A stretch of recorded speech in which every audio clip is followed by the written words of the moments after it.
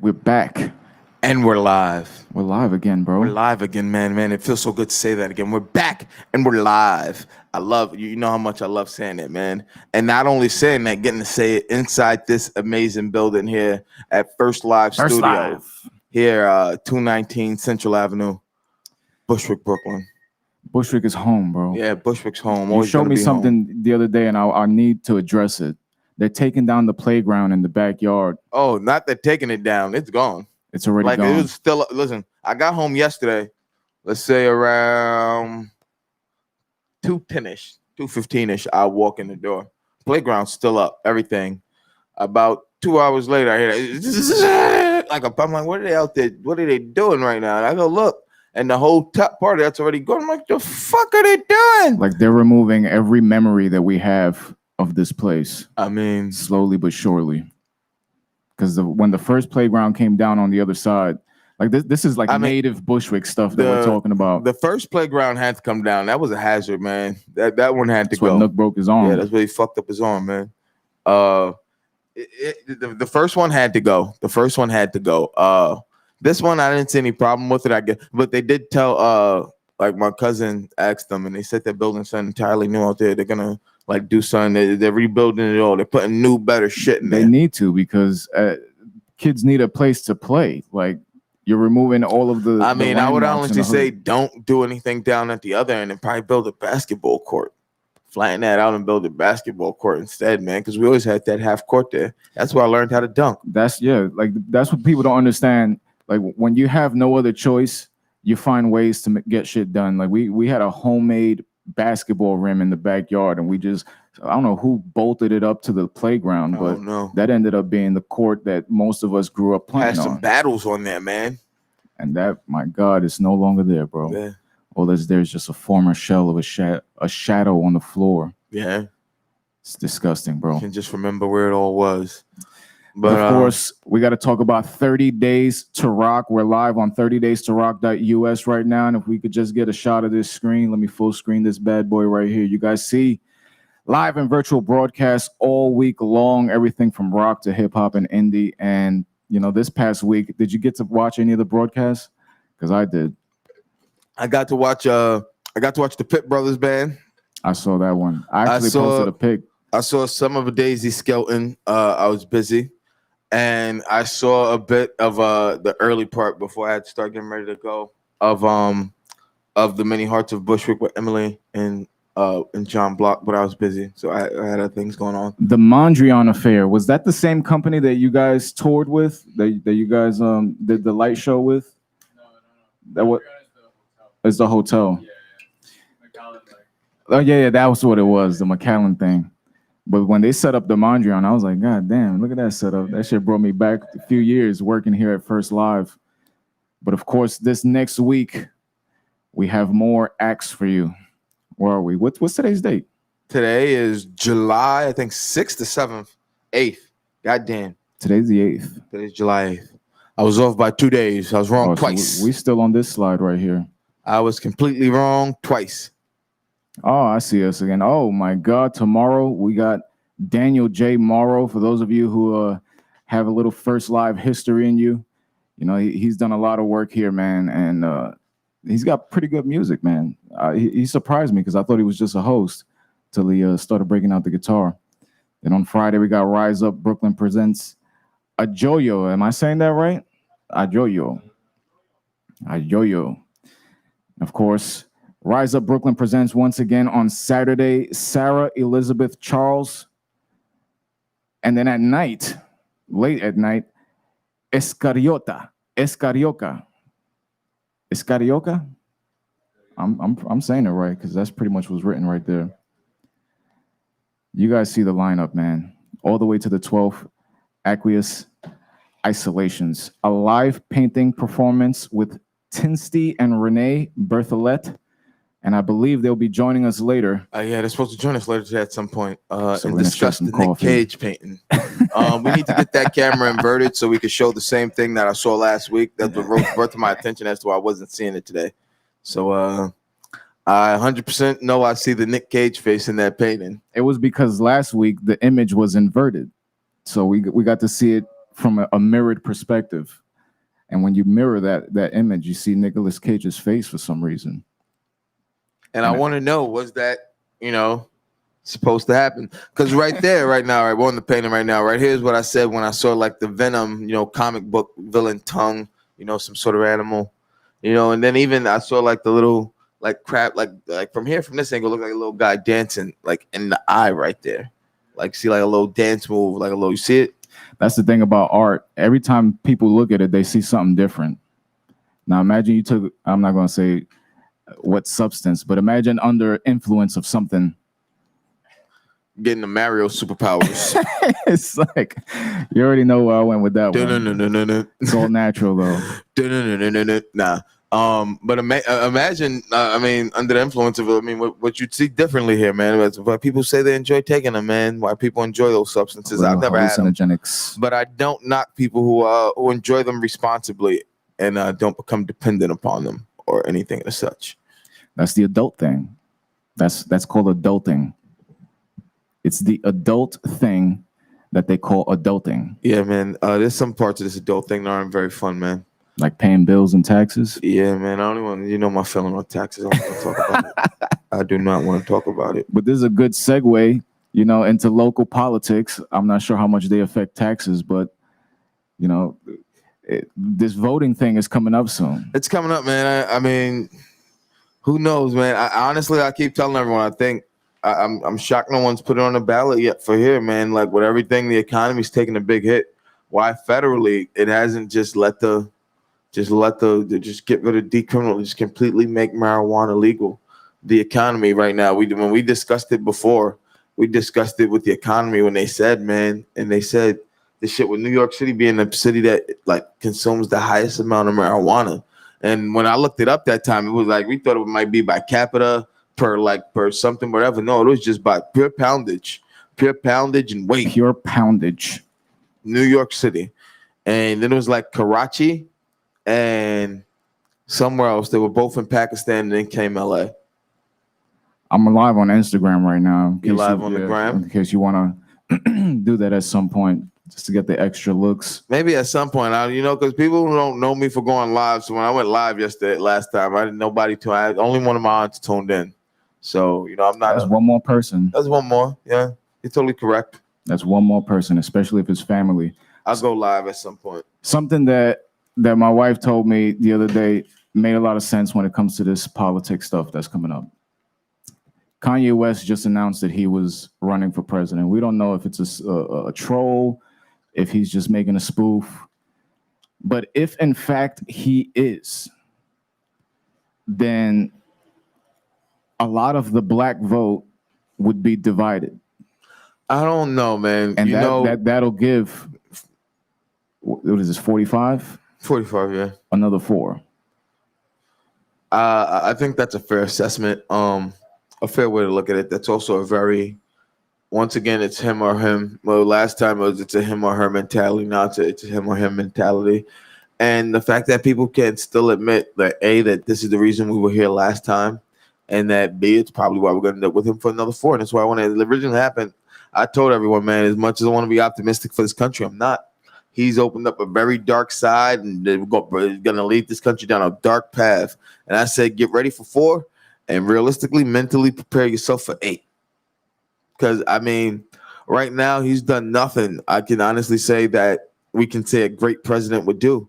A president who deserves another 4 terms would do. But we've also seen Joe Biden be Joe Biden, man. Yeah. And, to pretend or assume or like not look at his faults, man. And I think it's also, I keep telling people why they haven't mentioned a running mate for him yet. I've seen articles where people are saying they've seen some of the same signs they saw in Reagan when it's reported Reagan was showing those early signs of Alzheimer's when early in his presidency. Talking about Biden? Yeah. People are saying like the signs of the same shit. I'm not saying this. I shouldn't be, this is all, my opinion, but I've read articles where people are saying they see the same shit. Now, by now, man, I think the fact that there hasn't been a running mate, like even like who's it gonna be? Like where now? What 3 months? Yeah, it's already way 3.5 months, and still no real policy discussions other than I won't be this guy. And it's gotten to a point where smear campaigns are the core of their politics because the amount of commercials. Did you see the who was it? T.I. that he's suing Trump for using for using the whatever you like. Yeah, don't need nobody. No Joe Biden. And it's like, come on, man. Like you as a businessman. Why would you think you would use T.I.? It's like my of all people, T.I. Why of all people, T.I., bro? Like, someone who's actually gonna voice his opinion after you do this shit. Like you could have very well gotten away with using like Kid Rock or some, body like that, and it'd been okay. But the T.I., brother, come on, man. You got to be anyone on his team thinking that was okay. And just the people around him right now. There's one thing I've discussed, too. The fact that he hasn't filled out his cabinet yet. Yeah, at the end of you're nearing the end of your first term of your presidency, and you've yet to fill out your complete cabinet. It's been a shit show. It's been a shit show on a fucking global. Excuse me. It's been a shit show on a fucking global scale. And, the world was already laughing at Americans. And, if you think if you think America's still a superpower, and let's talk about the handling of this virus. If you think America's still a superpower, we're now banned. We're collectively quarantined together, sick together now, because the rest of the world is like, yo, y'all ain't get y'all shit together with this. And you guys had the most means out of everyone to get your fucking shit together. And because half of you want to listen to a fucking moron who you've elected as your leader. It makes me laugh. It's not funny, but it kind of makes me laugh when these people they protest not wearing the mask and all that shit, and then they show up to events, and these are like leaders, and then the next day you'll see Newsweek or somebody reporting that they got COVID-19. Yeah, man. Like this shit is real, bro. It's real. It's out there. People were people are taking it as a joke, man. People are still not considering it like serious, man. People calling it the flu, the cold still. Both of our families got affected by that. Yeah, we've both seen it. It's not good, man. I keep telling everyone, I honestly think the way you're seeing now baseball play, they reopen all these baseball training camps. MLB's instituted all these, health chances, all these health things, to keep people apart, all these hand sanitizer stations. Baseball players are getting it left and right still. all the college athletes that got it when they reopened. You have people in the NBA on the Nets who've gotten it twice now. So people are saying, could you get it again after you've already had and have antibodies? There's someone who's not going down there. I don't know. I want to say it was Spencer Dinwiddie, maybe somebody on the Nets who got it when they first happened, when the big news Kevin Durant had it, and he has it again, and that's why he's not going down to Florida. There was a video of Bill Gates and his wife. They was talking about the second wave, the second coming of COVID, and he's like giggles at the end of it. He's like, "Oh, this round's gonna get people's attention." It's like, Jesus Christ, bro! Like, we already know that there's like, I don't even understand why people aren't trusting. I mean, why people are sharing Bill Gates aside from his money. What he made Microsoft. What qualifies him to know anything about vaccinations, scientists and shit like that, about the science that should go behind vaccinations and such? What the fuck qualifies this man? What qualifies this man? Someone explain me what qualifies Bill Gates to be the guy who talks about that. And no one has, because he isn't. He's not. It doesn't make sense. And the fact that he's making these promo videos and putting them out and he's laughing in the fucking video, bro. They slowed it down. You see his face. He's laughing. And he's just like, this second wave of COVID is going to really get people's attention. I mean, the fact that, these states that want to reopen early, man, like I was talking to my dad about it yesterday. People are trying to use the protest. Well, the protesters are out, but the protesters are out wearing fucking masks. They're not around each other. They're not in fucking pools gyrating with each other. Did you see the video? The videos of some of these places is like, oh my God. Even in the city, if the city does not experience a second wave, if we don't experience a second wave of some sort, I'll be fucking shocked. My mind will be fucking blown if we do not experience a second wave of some kind. Oh, we're going to. We're going to.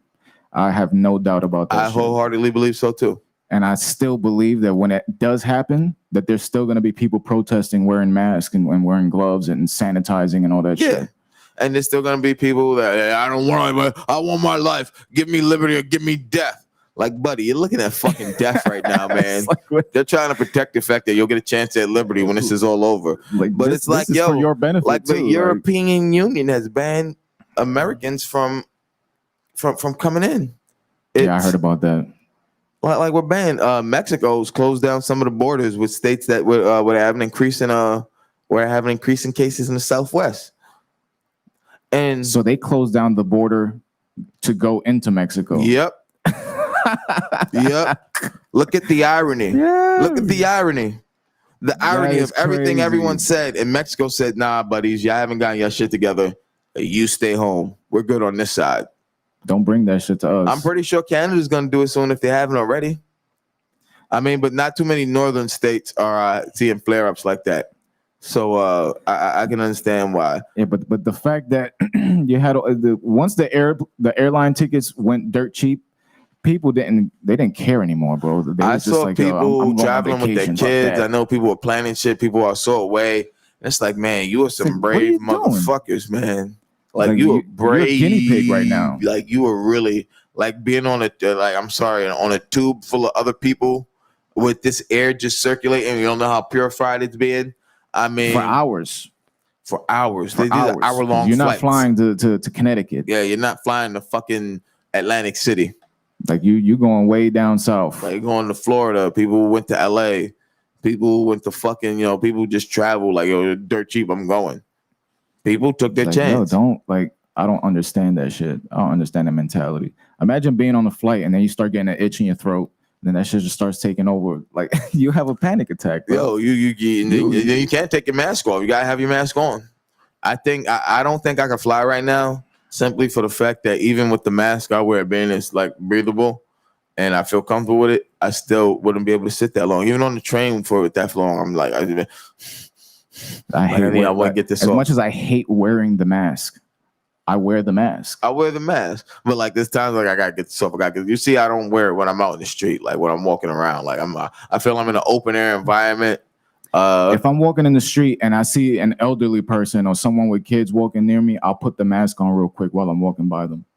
But that's just to give them peace of mind. I only put the mask on like if I walk past big group of people who aren't wearing masks, or they are, so they don't feel like, oh, look at this fucking guy. And if I walk under scaffolding or some shit, I put it on because I feel like that's a more enclosed space. I went to the city yesterday. I told you I did a job in the city yesterday. Yeah. And as soon as I got out the train, this was my first time in the city in a while. As soon as I got out the train, it was just everybody had a mask. Like there was not having a mask on. If you was in the city and there was police everywhere for some reason, it was like 15 fire trucks lined up by 53rd and 5th. And I was just like, holy shit, everybody out here. I was scared to smoke a cigarette because I felt like somebody was going to come out and just be like, put your fucking mask on, dude. Nah, man. Like once I'm out in the open, man, my mask comes down, bro. Like I'm not going to, man. I feel people's belief behind that, but it's like, hey, guys, you know that's how surgeons work, right? Most doctors, when you're inside, most places, they have that thing up. They have to breathe that entire time. They don't pass out.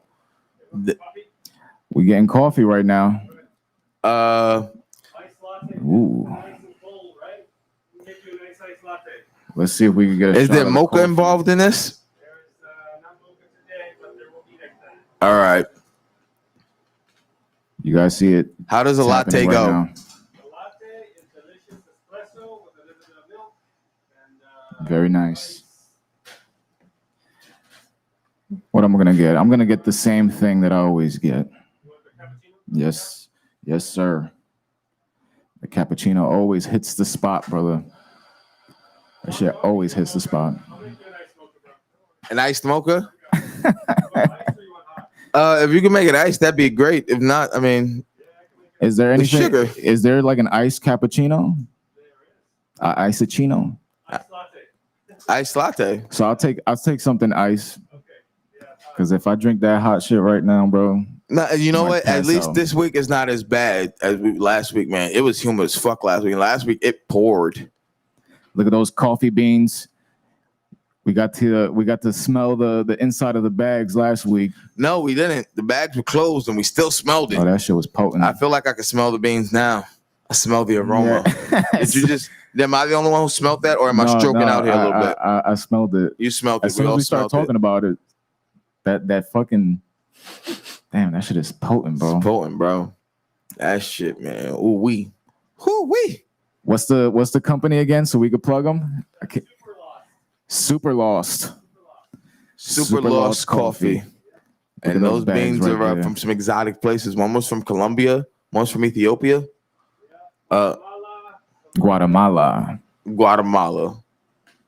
Yo, Those man. some sexy bags. I've too. heard people like who really like talk about coffee, talk about how like Starbucks is shit coffee. They're like that, like crap, that dribble, that garbage. Like, I man, tell me how you really feel, man. I mean, I don't drink coffee, so I mean, just tell me how you really feel, pal. The only time I was ever hooked on Starbucks, I was getting a double chocolate chip frappuccino every single time with like extra syrup. It was one of those drinks that this was the time I was still wearing like black button downs with the pink tie and the ripped jeans and the Converse. That just added to the outfit right there. Walking around with your frap. Did you have a little fedora? Yeah. Like, did you wear it all the way down? Did you like walk with it like at a lean or tilt? No, I had a nice little tilt going. Nice little tilt to it. It's like, bro, I'm feeling Did like you always Bruno carry your Mars. guitar even if you didn't intend on playing it? Absolutely. All right. It was all part of the outfit. It's like, sometimes I the wrote a case was song empty. called Water. Sometimes the case was just empty. Just keep that shit on my back. Just like, yo. Especially when I was in college, because you remember I went to LaGuardia a bunch of different times, never got my degree. I kept dropping out, but I got into the habit of taking my guitar and just playing in the courtyard fishing. And then as soon as I found something, I'll just disappear. That was my daily routine every time in college, bro. No wonder. You know what fucked me up is that my last year there, I didn't even like withdraw from the classes. I just stopped going. So when they sent me my like transcript, it said my GPA was 0.7. I was like, Jesus Christ. I thought 1 was the lowest, and it was a 0.7, bro. That's what discouraged me. I never went That back was to like college. the first time I checked my credit score and I saw it was a 4. I didn't know it could go that low. Bro, it was a 4. Nah, I don't even think my credit 4. score was that low. A 4. At that point I never had a credit. And you know what? It was Chase. And you know how they have the, check your credit score shit and that shit? Yeah. I had a bank account for a little while. I'm like, hey, man, maybe I'll build some credit finally. Like, let me see what happens when let's check your credit history, credit card, whatever. Let's check premium. That shit's like calculated and that shit. Bro, I was in collections before I was 17. Like for some reason, I think I was like 13 years old. I subscribed to like some Disney magazine or some Nickelodeon subscription, some show. It was one of them those mail order things. Remember like That Bill Columbia Me House? Later. Yeah, the Bill Me Later. The way stuff. everyone ruined their credit when they were young. Bill me later. I was like, what? Pay a the penny hell today is and we'll this? bill you the rest tomorrow. Then a few years after that, I started getting calls from mortgage lenders talking about I'm past due on my mortgage. Like, what the fuck? Yo, man, Yeah, I live in nothing the kills me projects. more than me getting the your vehicle warranty is about to expire. Like, motherfucker, I don't even have a driver's license. All right, pal. It's like, So yeah, Do your research. let's rethink that one. All right, stop fucking calling do me. your research. I mean, I've threatened a couple of them, man. When it's actually people, I've told them I'm gonna find out where you are and I'm gonna come there. I'm gonna beat the living shit out of you. Did you ever watch those videos on YouTube where people scam the scammers? Yeah, Where they like tap into their computers and delete all their personal information and shit like that. That was some crazy technology to have right now. The fact that you got call centers overseas in like third world countries patching into people's households through telephone and convincing them to give them credit card numbers and social security numbers, bro. I don't even know how people still fall for this shit. Honestly, I don't. Because they target old people. They target old people, bro. I mean, even there's been some young people that's falling for it, but they do target older people. But at least a young person will have the foresight to go on Google and at least try to like do some research. Like, what the fuck company is this? I'm pretty sure the IRS would have mailed me a couple of notices before telling me I was this back doing taxes. And then they do it so dumb. Like, it's like, oh, we want you to go. If you got to pay off this back taxes that you have, we're gonna come arrest you right now. What you do is you go to Target and you get a couple of gift cards, fill them up with $500 each. You pay us with $500 Western Union gift cards. You pay us Like, with what eight the fuck? $25 GameStop gift cards. Go buy them now. Hey, then we need people go- iTunes gift cards this time, motherfucker. Yo, that shit. Scammers, bro. That shit ain't going nowhere. Bro, never gonna go anywhere, man. I saw the Vice documentary they did about this dude who had the credit card printing machine, and he would just go on the deep web and get people's numbers and then etch them onto the cards with the machine, rack up like $5,000 a day, $10,000 a day. And he was masked up, changed his voice, everything. It's like, bro, if you're gonna go through all of this, why the hell even do the documentary? Like, why are you gonna put yourself on camera? I mean, some people don't even think that, man. Like when I be watching these documentaries, like the drug ones, like when they show like the cop side, the drug dealer side, dopehead Yeah, I'll be side. thinking like, who the hell is like Like what type of a drug dealer? Like, and then you think wearing a mask, like those got your address. Oh, like it always playing the music, they always mashed up. Like, yeah, you in the trap house now. Like there's like 7 guys there, big ass guns, automatic weapons. Like, yeah, we always got something in case shit go down. And somebody standing there with a rifle like this, got on the fucking, the black lava and then the fucking bandana around his face. can they like subpoena the original footage? I'm not 100% sure. Thank you, sir. We got a toast, brother. Let's toast. There we go, sir. I got long arms. Ah! Thank you. Oh, that's delicious. Thank you, sir. Yes. That's the good stuff. It's the same exact thing, but just cold. That shit tastes mad good. It's the good stuff. No, he's getting a close up. Oh, yeah. And of course, we got these eco-friendly straws. What are these, bamboo? Yeah. Oh, man. First guess. Bamboo is one of the most underrated. What is that? A tree? A plant? It's a tree. Bamboo is it a Tree. plant or a tree? I am not 100% sure. I think it's bamboo trees. But That's why they still use it to build so much. It's like so pliable, they say. I love how it'll take, building construction out here 5 years to get a project done. But then you got some indigenous dude in the middle of the forest with a couple of bamboo sticks that builds a fucking castle in the dirt. You seen those videos? I seen like, those what the videos, man. fuck? Those dudes building their own shit, man, building pools.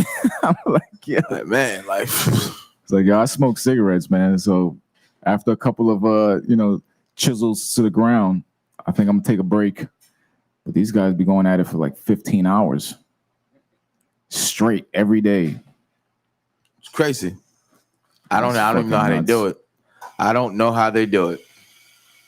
But It honestly makes me kind of sad. Some of the things I didn't learn, like when I see these videos, like man, like you live in a third world country and you like that shit's like, it's like you did this with like you didn't have the same power nothing. tools, bricks, like some very like low level tool shit, like But they had the knowledge. That's the crazy thing. and the want. And they know the texture of the ground. They know what ground to do because they can't do this shit on any piece of land. Because essentially what they're doing is that's working clay.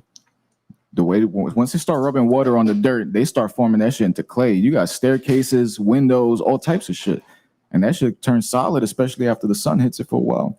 Yeah. So it's like, God damn, bro, where you get that knowledge from?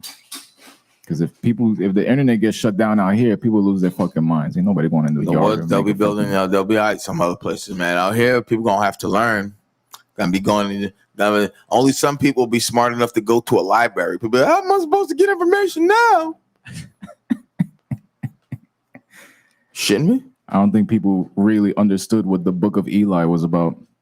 Oh man, nobody understood what the Book of Eli was about. Like, yo, he's blind, but he got a sword. It's not a sword. It's like a cool machete, kind of like a sword. And then Mila Kunis is in it. That's all people really thought about. That's all they got from it.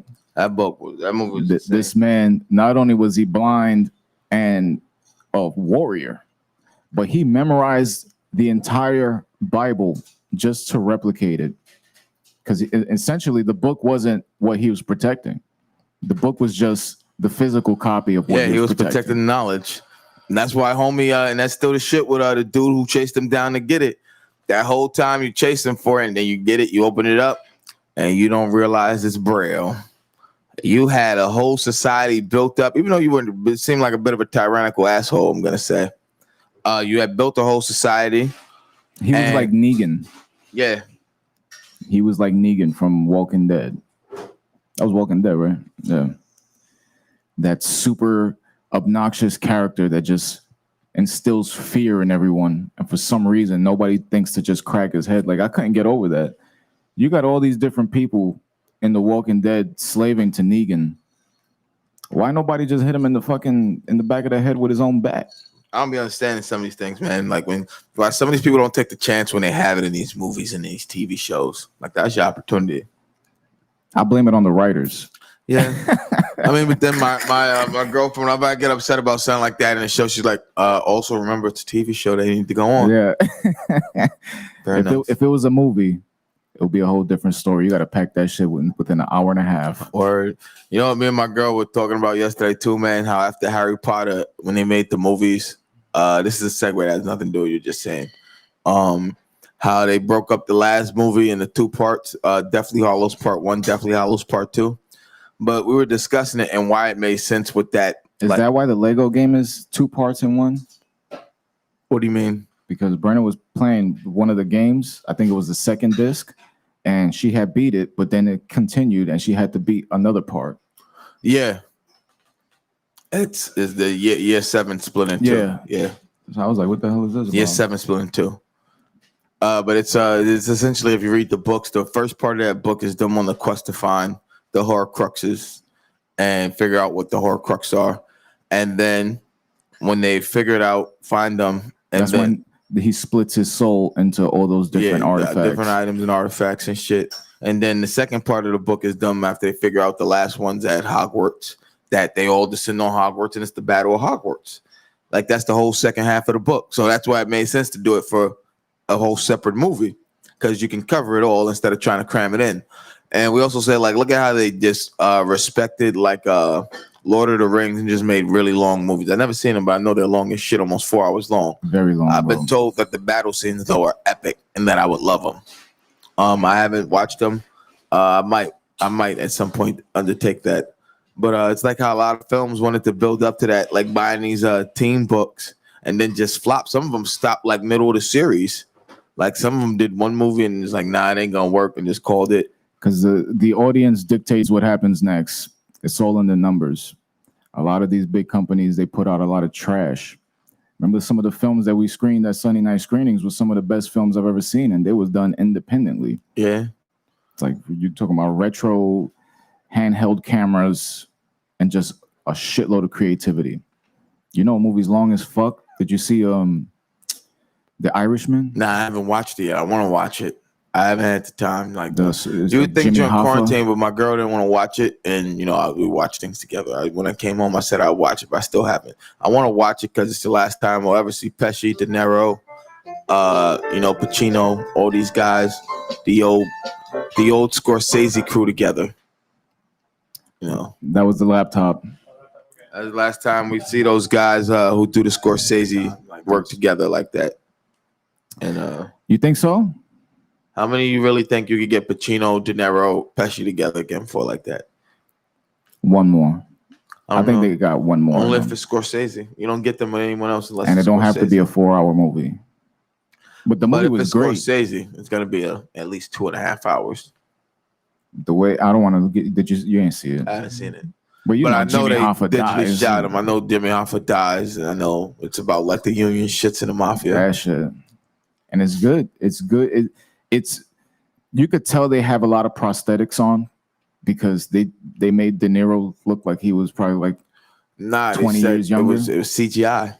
That's what it was? All CGI. They said it was something called back aging, I think. I don't know what the exact term they used, but they had to shoot with special cameras, and then they had to digitally make them younger in CGI. Just think about how far that shit has come. Just look at the fact that you got, it's a nice plug right now, the virtual territory. The fact that stuff like that is even possible right now. We took a glimpse last week. I didn't even get to catch the broadcast yesterday. I was so caught up with what I was doing. Did you get to catch? But this is why it's so... I was out like a log, I told you. Oh, yeah. But I want to see if we could get a shot of what went down here yesterday. Let me see if I can find a nice spot. It's yeah, man. I don't have a window in front of me today. You don't have what? Nah, I don't have a laptop in front of me today. Oh yeah. Got to charge mine up. It's not letting me full screen it for some reason. Oh yeah. That could be it. Oh, it's still not.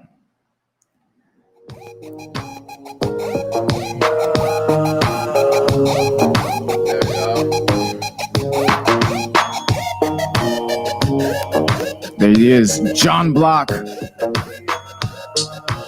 DJing live on the virtual territory every Tuesday night. It's at 7. Is that 7? Yeah, 7 p.m. Yes. Welcome, one and all. This is Territory Tuesday. You rocking with John Block. In about 5 minutes, we have an interview with Renee Intensity. Be sure to visit the second floor to check out their It'll be funny if they just Metaverse walk debut. in 5 minutes from now. A beautiful collection of paintings.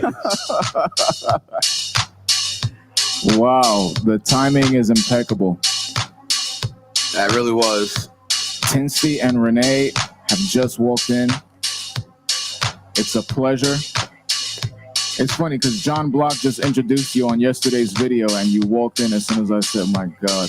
I didn't see that until I looked up. I was looking at the video and I just saw two people like through the side edge of the curtain. That is hilarious. But that's usually how it happens here. It's impeccable timing. Feel free to make yourself at home. Grab a coffee. Wherever you want to. Grab a coffee first. No rush.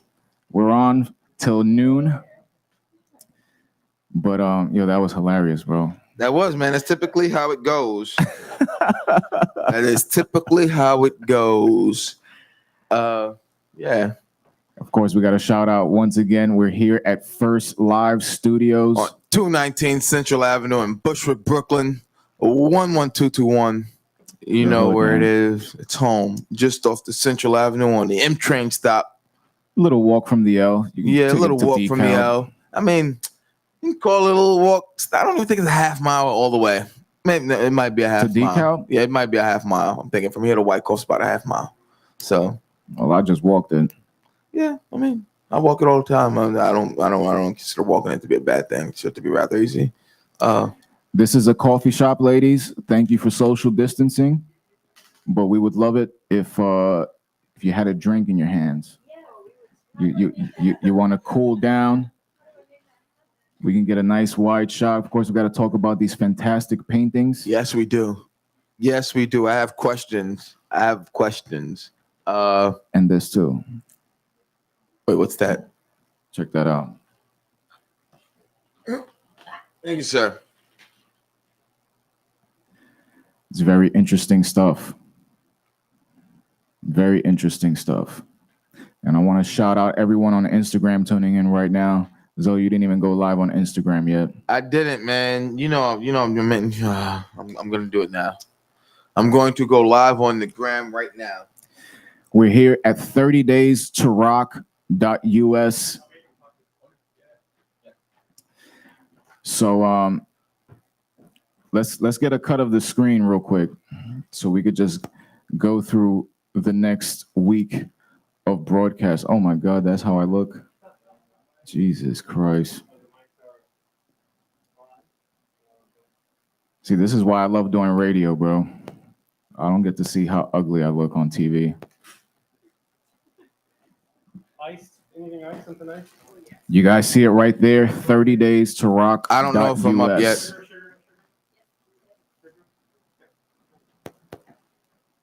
Yeah, man. I was someone called me out for my consumption of sugar the other day, man. I'm like, yo, we're on a road trip. Like, what do you expect from me? Like, I haven't had either one of these. But in that defense, man, they're two of my friends, and I had 3 slushies in one day. Like, that was a lot of sugar. And even at my age, I should have known better. Like, they're like, nothing competes to when we have Fun Dip. Oh, man. Fun Dip was like cocaine for kids. I'm shocked kids didn't like hit it like fucking, like they're doing bumps of yay.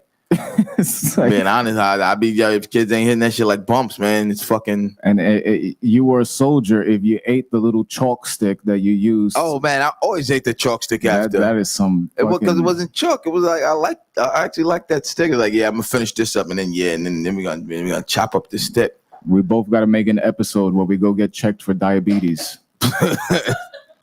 Ah, man, with it running in my family. I mean, every time I get a physical, they check for it. I went last year. Jesus Probably coming up on time for me to go again for this year. I don't know. How would I go get a physical like at this time of year right now? When are they doing like in-person visits at the doctor's office yet? Like, I don't know, but if you go, they're gonna tell you got COVID. Most likely, at least the antibodies. Yeah. I don't know, man. I haven't shown any symptoms throughout it. I don't know.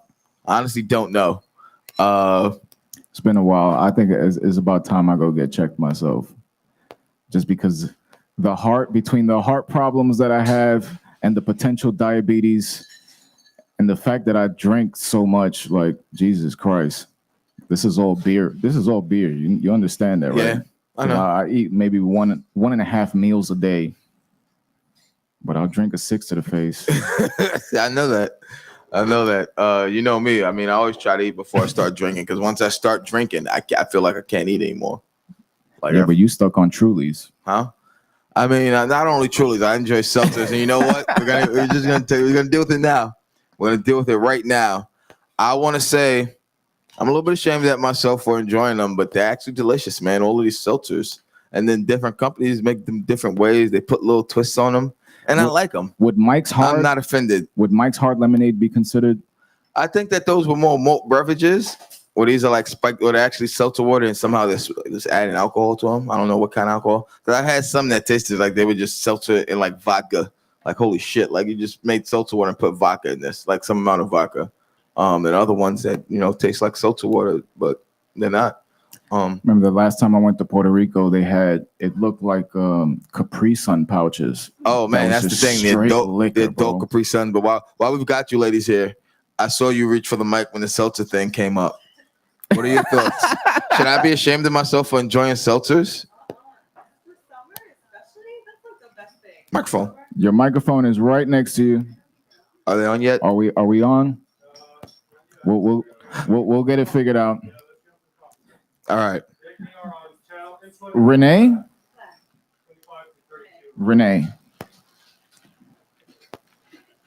Tinsty. Yeah, I think they never said to you. Oh. Wait, see? What happened? Things I never said to you. That's what that stands for? Yeah. Oh, man. I just blew my mind. I like that. Holy shit. I always have to put it together in my head and say, well, all right. Yeah, we're not gonna- about the, No, the seltzer. The seltzer. vodka. No, I just asked them about the hard seltzer thing. That's one of our preferred beach beverages. You know, just having something nice and bubbly and light. It's like summertime, Like summertime summer drink. breeze. It's a nice fun drink. It's always a fun time. There's so many flavors now, man. They've got like the citrus pack, they've got the variety pack, they've got the original flavors pack, and it's so amazing. I mean, I tell people I haven't really been drinking beer since I've started drinking seltzers, man. And like people are like, oh, why you drink? I was like, it's the same alcohol content. Why am I being judged? There are people who enjoy light beer. Nobody judges them. I'm stuck on PBRs, bro. Because Love PBR me is some where it is. Beavers. You like PBRs? Oh hell yeah! Listen, the Dwayne Reed by my house, I tell them all the time, they restocked PBRs for me. And the guy tells me every time I go in, he's like, bro, the fridge is extra cold today. The fridge is extra cold. Because I told him, PBR, I was like, yo, PBR is one of the beers I do still drink. If I drink beers, it's PBRs mostly. Because I'll drink them with you. But I just felt like, I don't know, man, some of those beer nights just left me feeling so bloated. But the problem I feel when it comes to seltzers is that by the time I realize how many I've had, it's like, man, you pound a couple of them down because they go down so easy. And it's not like beer where you kind of get the sudsy taste or like towards the bottom of it when it gets all, it's like, man. But then it's like you realize you pound like 5 or 6 of those fuckers and you go get up and it's, oh, man. he was like, listen, at that point, you wish you just drank stepped beer. in quicksand. That's the point you're asleep on the beach. See, if I ever go to the beach with you and you're drinking a Truly, I'll have one with you. But not in these streets. we gotta be. I can respect your choices, man. I respect everyone's choices. I Gonna get respect caught people's up out choices here. to judge me. The fact that I like them.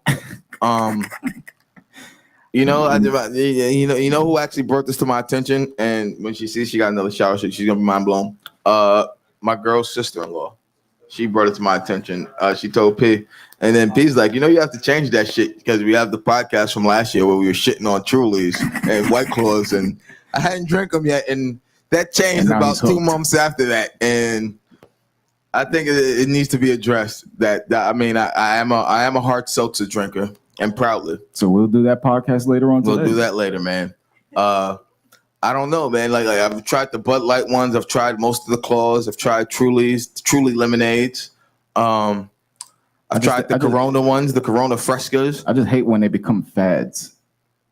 Like the I White feel Claw like it thing got was to the fad. It became a fad. It became a fad once I saw. I knew it was a fad, and that's why we did it last year. Once I saw Natty Light was in the game. Once I saw Natty Light had hard seltzers and gotten into the game, I'm like, whoa, this is a fad. And then sure enough, Bud Light. Then I mean, Corona did the Refrescas first, and then Bud Light Corona got in the game with their hard seltzers. Like it was like, wow. Javier Ortiz, all the way from LA, California, just wrote on the chat, light beer is for serial killers. Then we have Miller Lite after after last week's podcast. That's what we was drinking, right? No, we had Miller High Life. Miller High Life. Miller High Life, man. Yo, I love Miller High Life, but I do not like Miller Lite at all. Like I do not like Miller Lite at all, man.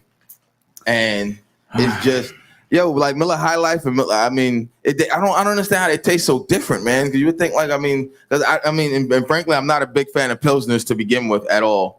So I mean that I fuck with Pilsners. I told you the only time I really fuck with Pilsners is when they designated $2 beer at our favorite spot when they had $2 beer day, $2 beer night. What, over there? Yeah, at Pine Box. That's the only time I really fuck Long with time Pilsners. ago. Yeah, that's the only time I fuck That's with another Pilsners. business we should shout out. Yeah, Because man. I don't know if they've been doing good during this COVID stuff, but Pine Box Rock Shop, I hope they. I That hope That place they, is grand. awesome. that's So one of much our good favorite music. spots. one of our favorite spots. We haven't We been there. used to quite do radio. We did a time. bunch of events We did there. so much stuff there back in our early run. That was a fantastic time. Heather and Jeff. It's crazy to say when we were so much younger, man. Like so, it's wild We to. wasn't gray. Well, maybe you a little bit. It was but- coming in. I only had gray up top. I didn't have any in the beard yet. But it's just crazy. It's just crazy to like see it, man. Like how everything's going. And like even like seeing those the old videos, like when we get the the reminders on Facebook, the flashbacks, like you This did this on happened this day Like I've seen 20 them, years ago. like the few parties, Shit. like because this is around the time we threw the parties and shit. It was like good wow, times. And Like, it we got, had good times there. it got us to here. to hear All of It that, was all part of it to get us to here. all of that we went through got us to here. But of course, this Sunday, aqueous isolations. I said that right? Yes, sir. The only reason I even know how to say that word is because Incubus has a song called Aqueous Transmission or some shit like that. That's such a good song I love it. with all the frogs and the crickets at the end. That's why they're geniuses. See, that's one of those B-siders. Nah, only real Incubus fans know. No, it's not even a B-sider. You got to go deep in the albums, bro, because they have See, whole B-side that's a you. albums. That's you. That's like me and some of my Ye songs, bro. Like, I think that was in, if not Morning View album, that was in Make Yourself album. man. This is early Incubus. But this Sunday, July 12th at 7 p.m., a live painting performance with Tinsty and Renee. Let's talk about it. We're really excited. We're going to be wearing white jumpsuits and goggles and masks and scarves, and we're going to have a DJ, Chef Kissy Fingers, and Chef Kissy Fingers. Chef Kissy Fingers. What kind of music can we expect? It's like Dancey, electronica, sort of. Not the. Are we raving? It's not. No, it's not club music, but it's music like that EDM, like shopping music, like maybe like stuff you might hear if you go into a clothing store, kind of. it's stuff that makes us want to dance and makes us want to paint. Every time we've painted together, we always have like a really groovy playlist that has sort of some like, really fun highs and sort of some lower kind of calm moments. And so we're going to be painting each other to this music, and we're going to be sort of I dancing. might have to show up live for this one. The whole place is going to be decked out in plastic because we're going to get messy. But socially distanced, of course. So yes. we've got like Yes. sticks. Like, Yeah. So we're kind of like fencing and painting, but at the same time. I'll be interested to see that. I might just peek in live. You Yeah. should. Yeah. Duck back out. It's going to be a little crowded in here, but Duck in and duck back out. I'm just going to wrap myself in plastic and sneak in. But son, I don't care if it gets messed up. They're not even going to know So I I'm has here. to go. Swear, son, if you don't care if it gets messed up at all. So the music influences the movements of the painting. definitely. Yeah. I feel Rhythms for sure. I feel like I often find like a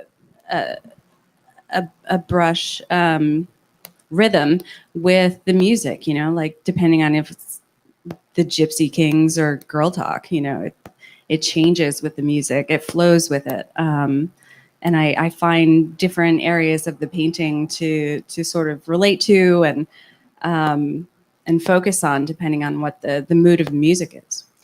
When we were originally painting, we were like listening to like the XX a lot. Like it was kind of wild actually. It was like Led Zeppelin, XX, like a bunch of other kind My of girlfriend's family loves right? Led Zeppelin. Led Zeppelin. Like they like. I mean, I think that's even part of the reason I've gotten into the classic rock thing too recently is because they've all been. That's all they listen to, really. When I was a manager at Guitar Center, one of the rules that every Guitar Center and Sam Ash store has is that you're not allowed to play Stairway to Heaven. That was never on the playlist. It was definitely more like B-sides, like Bon Your Eyes Stomp and The Immigrant Song. yes. See, that's a song to paint to right The there. what? Hell yeah. Coming from the land of the ice and snow. Bro, that's the shit right there. I guess you're moving.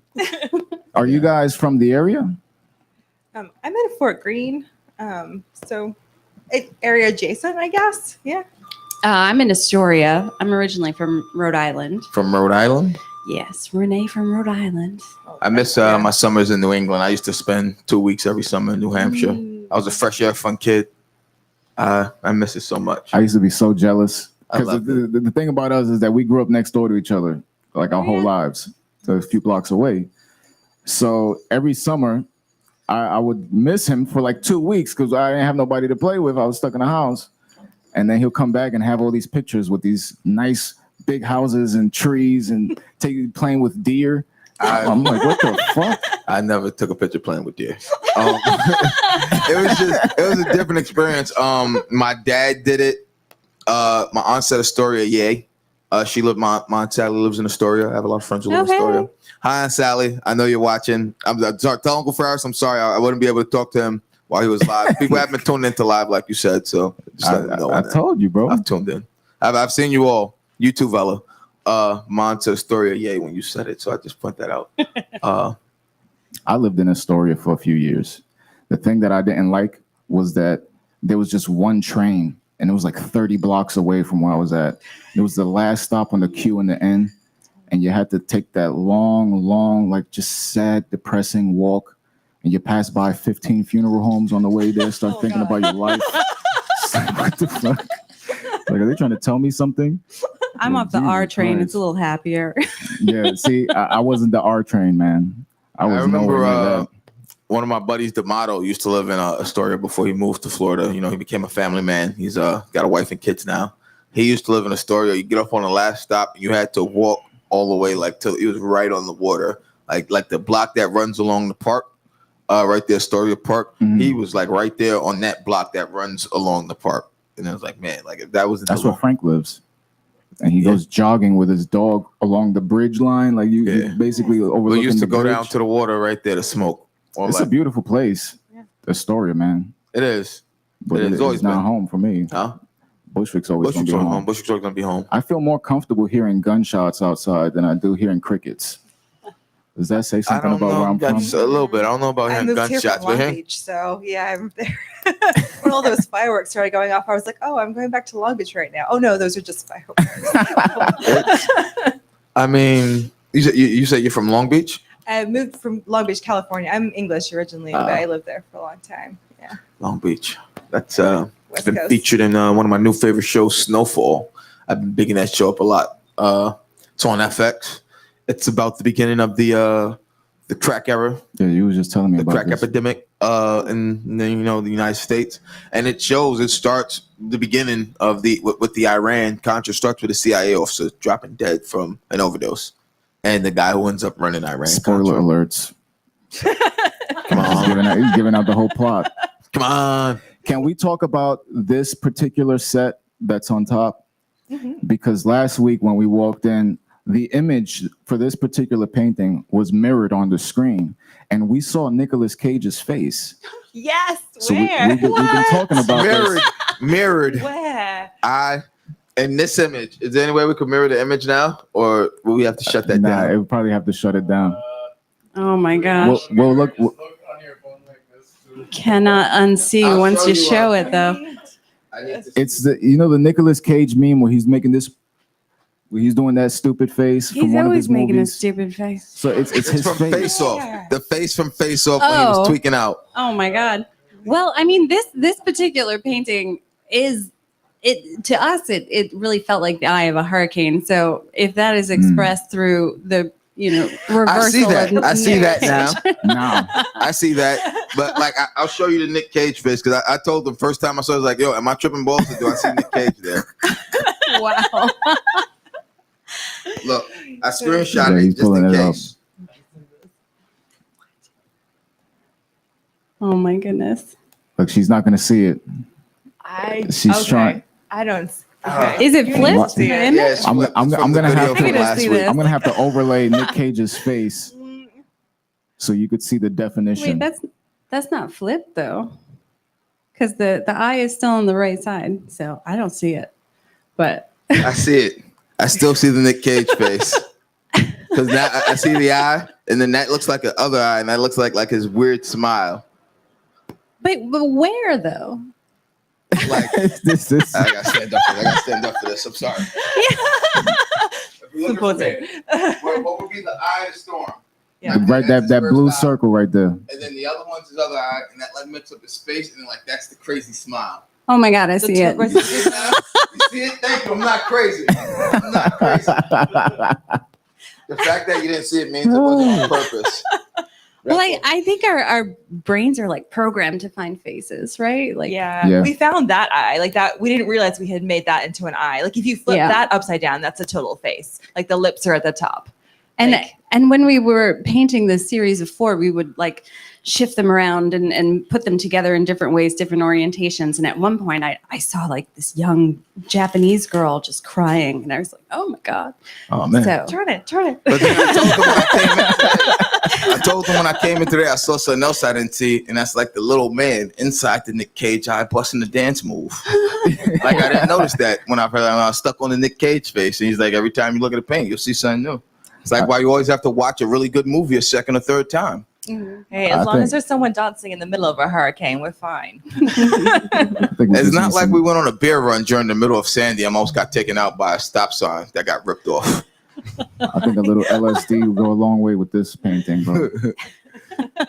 definitely. So was this a series that you painted in the same fashion that you're doing the show on Sunday?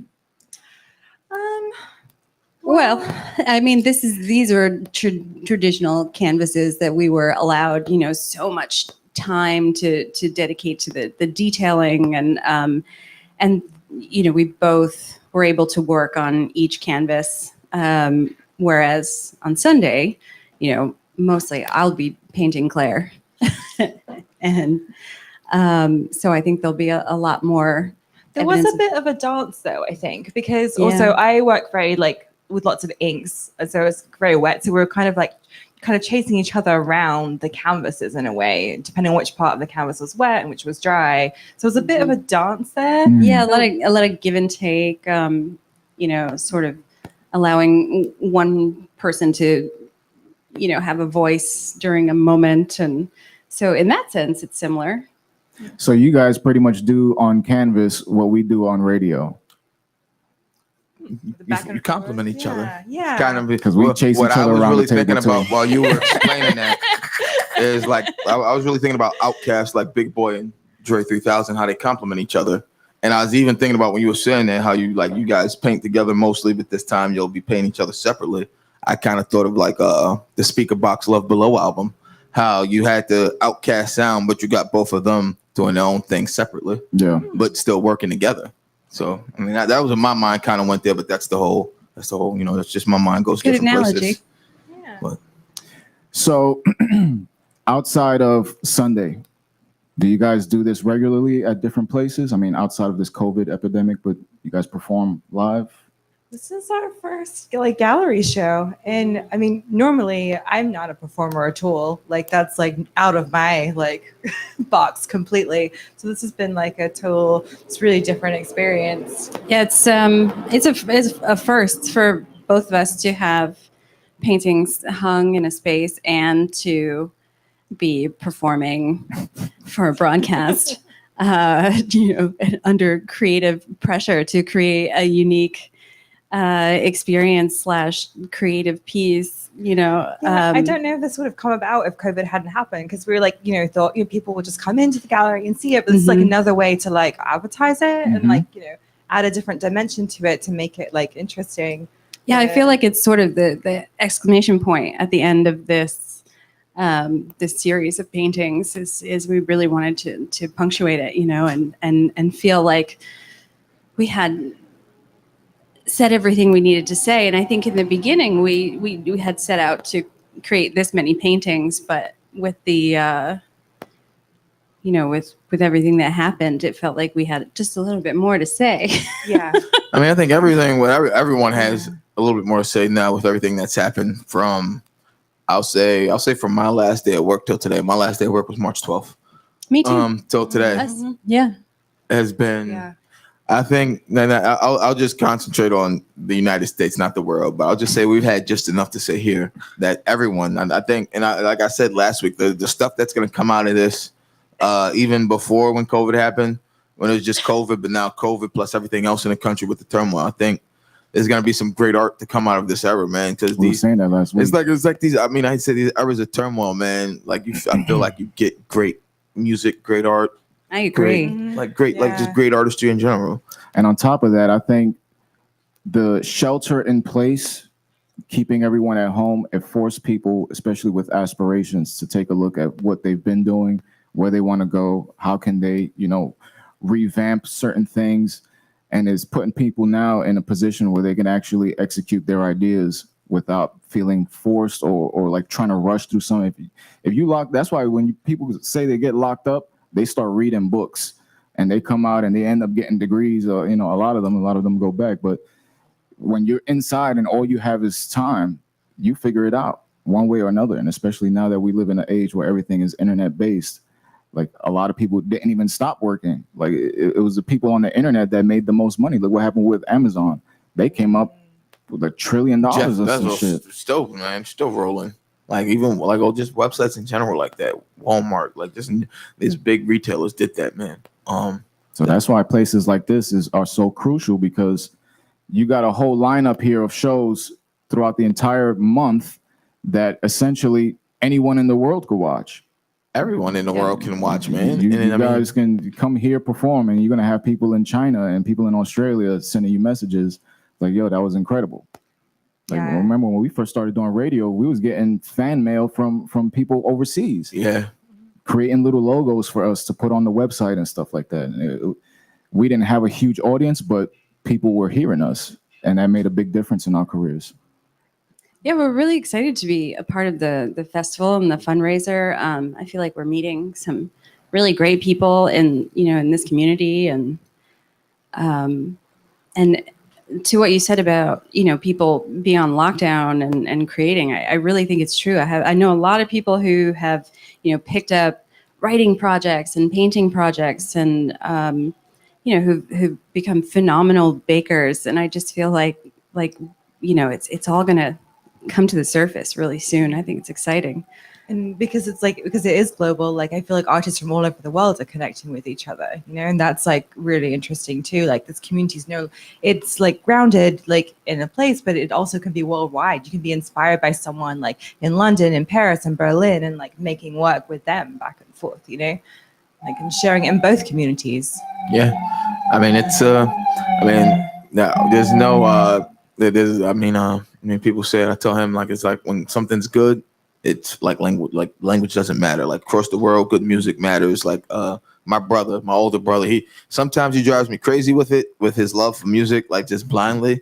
But then other times I love it so much because he brings stuff to me that I never would have heard that he hears at work. Like he loves like Brazilian trap music, like Brazilian trap rap. And I've like never, I don't know what's going on, man, but with these beats ringing off the way they go, I'm like, shit, like I could understand why you like this. Even though I know you don't understand shit that's going on.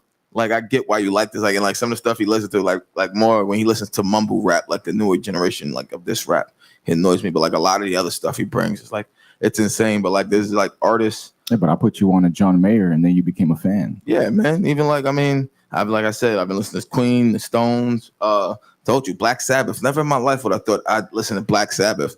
And I don't know what I hit on my Spotify one day when I was on the train, and it started playing. And I'm like, man, who is this? And it kept going on Black Sabbath. And I'm like, all aboard. It's that shit, bro. Shit, That's man. that Like, Ozzy, goddamn, Ozzy. Talking about, Ozzy got can that you fire. help me? Like, all right, Ozzy. Like this guy, like I get it. I told him last week. Me and my girlfriend, we got home, we got stoned and we listened to Dark Side of the Moon, and Nice. I'd never heard that before. Jesus Christ. Like, I was like, I get it. I was like, I get it. And he's like, yeah, I get it. Like, I tell people, I don't know if I ever want to listen to the Beatles still. Like, I've never like, Yeah, I don't know if that's still. people tell me it's life changing. I'm like, nah, I don't know. I listen to Billy Joel. I love Billy Joel. Billy Joel, bro. Piano Man. Bro, I think all that's of the them. only song I know from Billy Joel is Piano Man. For the longest time. You don't know that one? That's early Billy Fuck, you Joel. don't know that one, bro. That shit is fucking. So last night we played a little bit of a clip from the Virtual Territory, John Block, and he mentioned you guys' names. So I'm assuming that your artwork was featured in the Virtual Territory last night. It was, yeah. It was like on the second floor. You could walk on up and have a It's little still there. explore. In the gallery where we were at, and that's I think it was up when we went last week too. Or he was Matter of putting fact, it, or it was going up. I'm gonna pull up Are you going into Virtual space? Territory right now. Yeah, the paintings are going to be up in Territory at least until Sunday. I think maybe until next Tuesday when there's somebody else in the space. But they'll be there accessible on the second floor of Territory, and you can see all the descriptions that what the paintings sort of mean to us. You can also click on them, and it takes you to our website, aqueousisolations.com, where This is fucking you can crazy. see some like really cool detail shots of the paintings, and they are for sale. There we go. We just got a sale last night, actually. Yeah. Are you selling? Let's go. Are you selling the original or are you selling the prints? We're selling the originals. Like the prints may be available after a month or two, but we're gonna start with the originals. I want to try to get those originals sold first. Okay. This is fucking awesome, bro. That's it. Yeah, he This did is such an amazing. amazing job setting up the gallery. It's so cool. Yeah. And this is, Is that our artist statement? I can't quite see from here. Yeah. yep. Mm-hmm. All this by John Block. Shout out John Block, man. Yeah, He's such done a- a really phenomenal job. He's a great Yeah. music producer and tech enthusiast, DJ. Let's get some more coffee. I mean, even looking at that right now, man. That's how he and I describes mean, himself on his Instagram. I'm looking at it right now, and even from here, man, you know what it reminds me of? The Kid See Ghost album cover. The what? Kid See Ghost. Ye and Kid Cudi, the album Oh. cover. Google it. Kids See Ghost. Like it looks like the album cover, all of them. Like it's. I didn't see that last week. I was stuck on the Nick Cage face. Let's get a big one.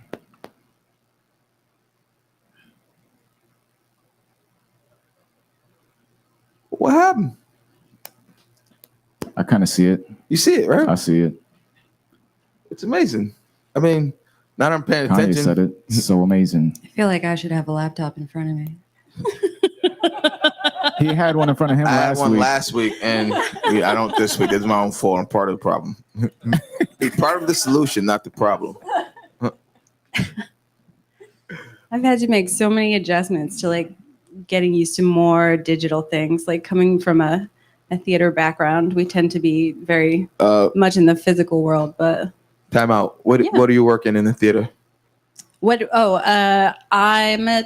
we're both in costuming. I'm a tailor, and I'm in production design and I costume design outside of that. So that's also been like a trip. We've been doing like Zoom theater, which is like trying to like create things for online as well. And that's been a whole like learning experience. Like, So my last day was March 12th because I also work in the theater community, but I do security, and that's why my last day was March 12th. yeah, we Yeah. got told on the 12th. Hey, Yeah, I go got home. told. Like I was told. My boss told me, "Hey, listen, still come in because we're privately contracted outside of, and we work for different theaters." He's like, "Listen, they're supposed to give us 24-hour notice, so still come in. I'm gonna send you home right after, but they still have to pay you for today." So even though like the announcement went out, my boss was like, "Hey, still come in. You gotta get paid for today, and then we'll figure it out from there." We all thought it was gonna just be the 2 weeks, which I still like told them in They the were beginning. saying 2 I'll see you weeks. guys in like a month or so. I didn't think it'd go this long, but So what are they saying? October? hell no, January.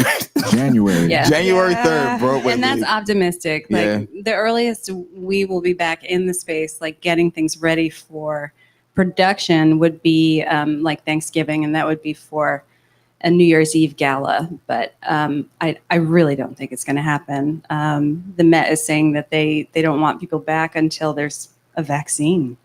So the Met is in even more dire Yeah. straits than Broadway, Jesus, because man. Broadway is going to do like, what is it, like limited seating and try to make that work. But the Met's like, no, we're just going to I mean, wait. I don't even know if the limited seating thing could work, man, because I mean these productions cost so much. Like Yeah. you're taking a hit on that every time. So I don't even Did know. you guys meet in the theater circuit? yeah, we did. Yeah. Yeah. We Yeah, we went met at through work. a mutual friend who's going to be our stage manager actually for the show, and we just started going to the beach together all last summer and like picking up trash and hanging out and Drinking doing White some- Claw. And there you go. Claws are a thing, man. Like look at that. Everyone drinks claws and become friends. Like, oh shit, claw in it. Yeah. It's like, you know what they need to steal the old remember the old Dr. Shows or the Magellan Insoles. You gelling? I'm gelling. I'm gelling. You clawing? I'm clawing. I'm clawing. You know how Corona works there?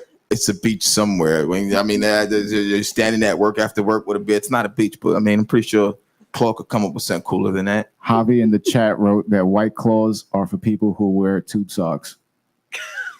I don't wear tube socks, bro. With the 3 stripes on top.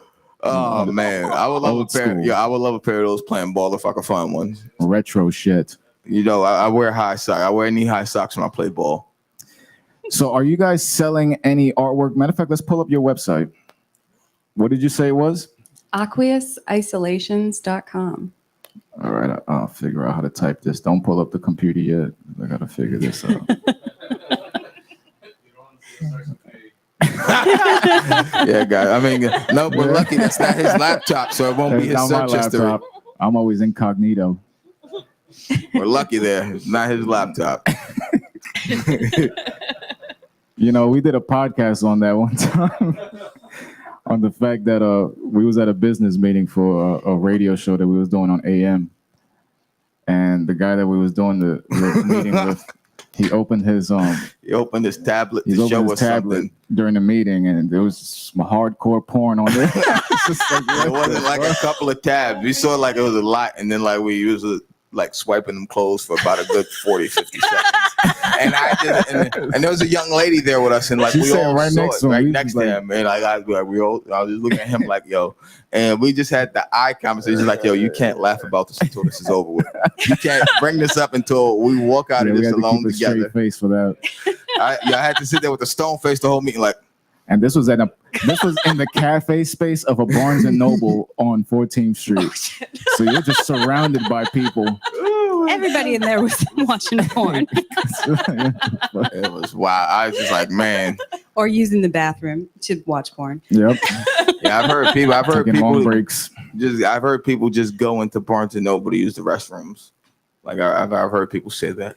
I mean, I Like used to do that. like when I they'll was take a a kid. book magazines, they'll take a book and blow time and just like who the fuck does that? When I was a kid, I used to chill in the park. I would go use the bathroom at Barnes and Noble, but I wasn't going in there to watch porn. I'll tell you that much. Nah, man. You know I had a thing You with don't even public get service. restrooms. You can get service in that bathroom.